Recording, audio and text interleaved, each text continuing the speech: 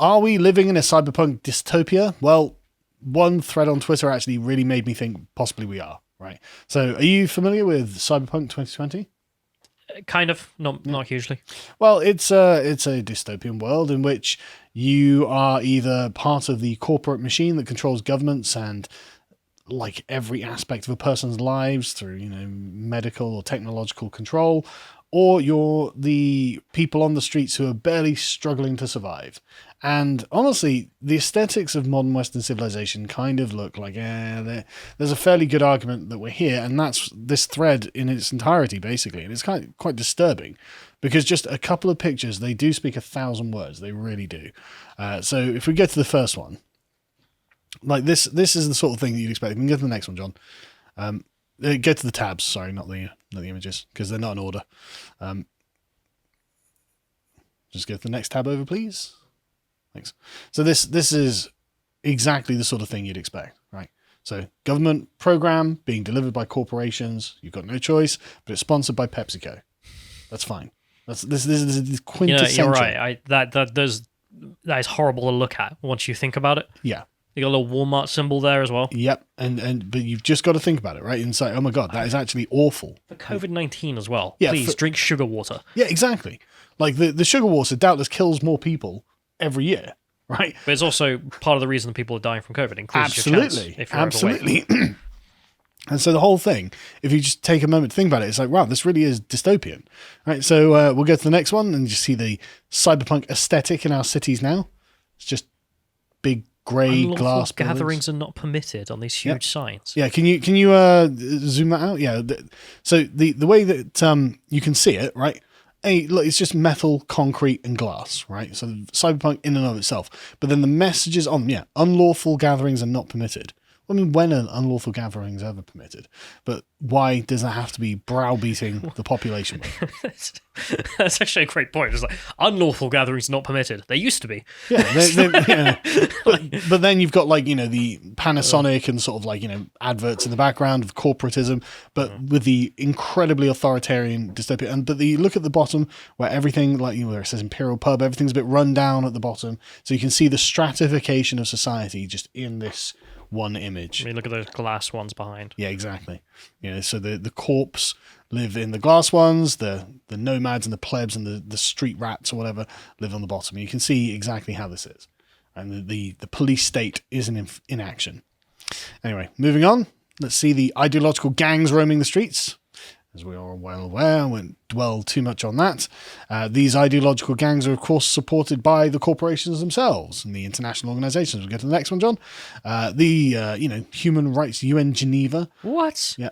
I never saw this. UN human rights experts expressed profound concern over recent statements by the US Attorney General describing Antifa and other anti-fascist activities as domestic terrorists. They're only roaming the streets. They're only beating people up. They're only bombing government buildings. They're only attacking, the guy in I think it's in Washington State, he firebombed an ICE facility and then went in with a rifle to kill the people who run the facility. In Portland, they firebombed the... they IED'd that one as well. The courthouse, and they took over the police station and things like this. Not the problem of the people who are running UN Geneva, though. I think the Dayton shooting, one of the shootings in the US was also an Antifa guy. Yep, and there was also shootings in was it Oregon? Was it the guy who shot him in Portland? Yeah, that was it. Yeah. So you've got ideologically possessed mobs running around the streets, terrorizing regular people, burning things down. Taking over cities. It's terrible.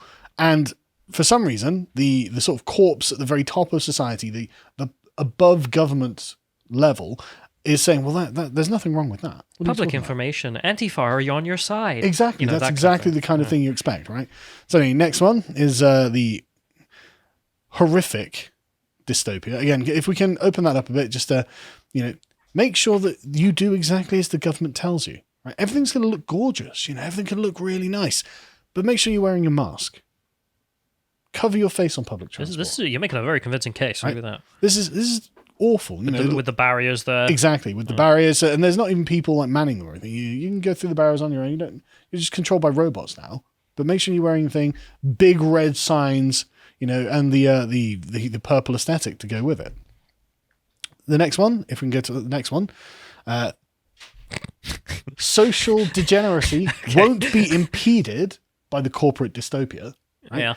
Yeah. Don't worry about whatever the disease. The strippers will be wearing gas masks. You'll be driving through the strip club because you can't get out and go near it. And of course, it will all have the sort of hellish cyberpunk aesthetic around it. But also, you get even less of it. I mean, strip clubs are stupid at the best of Yeah, times. they are. But then you're sat in a car with your friends. Yeah. Enjoy. At least you could get a personal lap dance, I guess. I don't know how much No, the strip clubs are awful. They're crap. But why would you go to strip dance in front of your friends? But just drive through strip clubs. So social degeneracy will carry on and will be accommodated by corporate tyranny. You'll be charged, obviously, and this fits in nicely because it just emphasizes the insane level of controls they have over people. If we can go to the next one, John. Right? Look at this doublethink. Staying apart keeps us together. Visit vic.gov.au. This is an Australian one, Victoria. Staying apart keeps us together. Just remember, big corporate billboards, government says don't go near each other. That's how we stay together. It's just disgusting. But this is the world we live in. So the next one is what I love about... oh, no, it was the wrong one, I think. So, but yeah, look at this insane level of control over people, right? So masks required while on board. Eating or drinking, masks must be worn between bites and sips. So you've got to wear the mask, take it off, take a bite, chew with the mask on, and then take another bite. All of this, like the writing we're reading, I'm having in that, the weird customer service voice that these robots and PSAs have. For your safety, you must wear the mask in between sips. Yeah, exactly. It's just it's like they're mocking you. Like the automated voice at the train stations. The next train will be arriving at platform 7. But it's almost like it's mocking you, though. Yes. And so this is awful. And if we get to the next one, I love some of these pictures. Just like what looks like, primitive resistance fighters. Again, I don't know where this picture's from, but who cares? But this is just the aesthetic of the 21st century. Soviet gas mask. And a bow. All right. This is mad.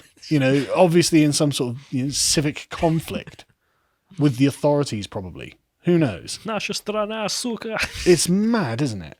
Anyway, so if you go to the next one, you can see mass unrest. This is what we've seen previously, where police cars beautiful on fire. Apple building covered in glass, looks pristine, and then just burning smashed police cars outside with dispossessed gangs going through and running around, and the street absolutely trashed. Don't worry, this will all be cleaned up probably by automated bots by the end of the century. I'm thinking now about all of this. Imagine if society does collapse, and then you're showing people these pictures of the before times, the Roman Empire. How did this happen? Well, this is how this happened. Yeah. Showing barbarians pictures of the Roman Empire, Yeah, absolutely. But of course, this is all stuff that is being insured. This will be replaced. The people at the top are not going to feel the pinch on this. And when it comes to any real problems, well, soldiers of the corporate regime will be deployed to protect the corporate government. If we go to the next one, you might remember this picture. Just, this is how it looks. Remember, this is not your protection. This is protection for the big white building in the background, the big marble building, the place where the important people go. Where the protection is and is needed. I think it might be the Lincoln Memorial, isn't it? Something like that, I don't know. But it doesn't matter, right? But this, again, is just emblematic of what's happening here. And, of course, we go to the next one. You can see the barricaded police station to protect it from the uprisings. That's what they've got. You have to do that in Afghanistan before the takeover. You don't have that near your house. The arms of the corporate regime have barbed wire and brick walls. You don't. This is where we are. And of course, the total weirdness promoted by authorities. We go to the next one. Next to the police station, there's a place for lease. It says, you can imagine living there. Yeah, exactly. Of course it is, because it doesn't have a barbed wire barricade. But anyway, go to the next one. This is what the authorities are like. They're like the Capitol and the Hunger Games. Hunger Games. Totally miles away from what's going on. Don't care about your dystopia. And they're indulging in all sorts of bizarro weirdness, as you can see. Not their problem, though. And you get the tearing down of the old icons. Just, why not? The old regime is gone. Big Floyd. Yeah, the old regime is gone. Whatever beliefs held up the structures of the previous society have been overturned. And so you can see 1619 Project. There's a new religion. There's a new way of looking at the world, and that suddenly just thinking in this different way turns the old world evil and needs to be torn down. Even though, look at the new world. The new world seems awful. I don't know why anyone would want this. And so the old world, the icons of the old world, if you go to the next one, they're just things that exist. oh, it might be a beautiful cathedral that was a sacred space, but also here's an advert for the Galaxy 10 Plus. Like, who cares? What difference makes? That's so gross. There's nothing sacred anymore. I mean, look, the cathedral's not being well taken care of, but we've got a beautiful advert. This is the new world that we're in. And this leads to, if we can go to the next one, the complete atomization of society. Please stay in your safe zone. Do not talk to the people near you. You are a danger to the people around you. The people around you are a danger to you. You had small enough space as it is, but now it's cordoned off in your cubicle workplace. Also, you need to meet with your therapist at 7 p.m. because of your mental health problems, probably. You know, when George Orwell wrote 1984, it was seen as like this big warning and a scary future. Mm-hmm. Like, if you rewrote all of this as a short story, I think the reaction now would be like, that hits so home. Yes, because it's true. Because these are pictures of reality. It's the complete. If you can go to the next one, it's literally the complete atomization of society, like literal sheep. Want to go to a festival? Get in your pen. In your pen. I hate it. And morons going along with it. I have no idea. I have no idea at all, but they're going along with it. And of course, you have actual curfews, like literal actual curfews. This was in New York, you might remember. I mean, just screams. With a smiley face. It could not scream Cyberpunk Dystopia anymore. Giant neon billboard atop a glass steel tower. Curfew starts at 8 p.m. Smiley face of the governor next to it. Like, I'm here for your safety. Yeah, exactly. Yeah. It's like an 80s like Arnold Schwarzenegger dystopian movie. It's mad. It's like Total Recall or something. And it's like, okay, no, but that was earlier, I think this year or last year, but that's what it was. And then you get this sort of arbitrary ideological oppression of dissenters. Get the next one. It's the mass manipulation of the public. Just turn customers into fanatics, products into obsessions, employees into ambassadors, and brands into religions. There is the corpos, the corporate class that live above the world that you're in, openly want to manipulate you into being ideologically obsessed with their products. Something that's totally not in your interest, but they're going to manipulate you. They've got the research. They know what you do. They know what you're addicted to. They know what you can't help. And they know you're not smart enough to be able to resist it. Welcome to the future. And yes, anyone who opposes this will just be oppressed. We get to the next one. Force him to wear a mask. We're going to arrest you and then force the mask onto your goddamn face. It's like a hijab. Yeah. You ever seen there was some footage, I think it was in Egypt during the uprising. Mm-hmm. There were guys who were putting on burqas so they could riot and the police wouldn't know who they are and they could disappear. And then the cops started ripping off the burqas to get the men, and then they ripped off one and it was a woman. Oof. And you saw all the cops turn around and go, oh, like, we messed up big time. And they all start grabbing stuff to, like, cover her up. To be no. We can't have seen to have done this. God. And here's another one from Australia, which is amazing, which is a helicopter flying above the houses and where the people live, just saying, stay home. Australia has a zero COVID policy. Apparently, they're threatening flying over residential areas, threatening to fine gathering individuals through speakers. I mean, we saw some of this in the UK at the start, where there was that guy in the park who was just taking a walk and then started filming something. Yeah. And the guy in the van overtook the PA system and started shouting at him, "Go home." Yeah, I mean, it feels a lot like Half-Life 2, doesn't it? Stay home, citizen. But so that's the modern world since COVID. And I like the last tweet that was in this thread, because it just. Like, after going through all of this, honestly, I just felt catatonic. And he says, I'm not certain that the world we knew was coming back. I'm certain that the world we are living in has changed. We can do better than this, regardless of any differences we may hold. Neighbours don't treat neighbours like a bunch of warring factions living in a Huxleyan fever dream.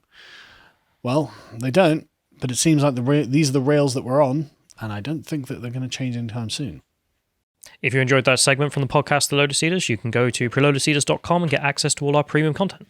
Things like our book club, where we examine classics like Aldous Huxley's Brave New World and examine the themes that underpin it, and how we're getting worryingly close to that, or modern books like Mark Sidwell's The Long March, which is how exactly we ended up in the current cultural situation we're in and what conservatives can do about it.